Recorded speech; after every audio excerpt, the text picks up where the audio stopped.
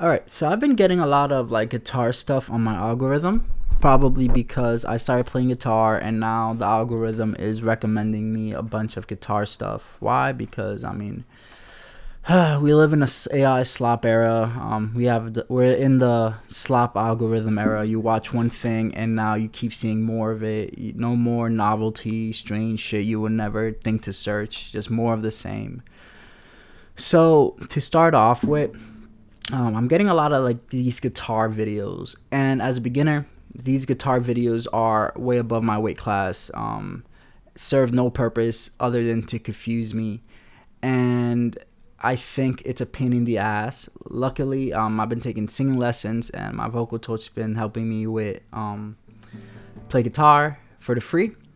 So, the first tip I would like to tell new guitarists is um, first and foremost, when you're making chords, this is what my instructor told me, because the one thing you got to think about is habits. If you are a self-taught guitarist, you have to be mindful of your habits and not build bad guitar habits, because it's going to impact you down the road. In what way? Once you start building muscle memory and things start working automatically, that's when it's going to impact you. So one of the first things I would actually recommend beginning guitarists, and it's what I do is choose an order when doing guitar. My bad. Let me rephrase this. The number one tip I will give a new guitarist is choose an order for forming chords. For example, I think this is like the G chord, right? This is the G chord, right?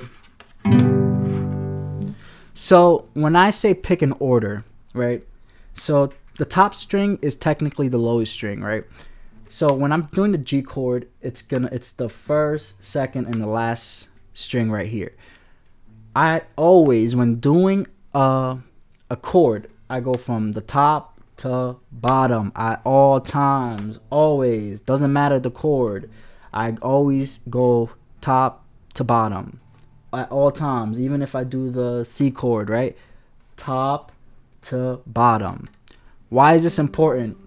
If you're a self-taught guitarist, it's very possible you might do this G chord, right? It's very possible you might start with the bottom one day and then do the second string and then the top, or start with the second, the top, and then the bottom. You're going to pick whatever feels natural to you. But it's also possible, if you're not mindful, it's a random order. The reason why I'm saying this is because it turns out that by having a set standard, a set order that I always form chords, it helped me memorize chords. When my mind couldn't remember, my fingers remembered the order. All right? That's why that's important. That is an edge you won't have if you're not mindful.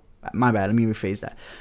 By having a set order of forming chords with my fingers, right, from top to bottom at all times, don't matter the chord, right, I'm able to internalize the chord. My body remembers that. I get the muscle memory, right? There'll be times I didn't remember the chord, but then my body and my fingers remembered the placements and they went in order. If you do it randomly, you're going to really struggle. You're really going to struggle. You're not going to have muscle memory. So that's the number one tip I could say is be super mindful. Pick an order. You know, if you want to do it bottom to top, do it. If you wanted to do it top to bottom, do it. Pick an order though. Pick an order that you form every single chord with. Now, this matters when practicing. When you're performing, everything goes out the window. But when you're practicing, practice makes permanent. So you want to have good habits. All right? That's all I have to say. Bye.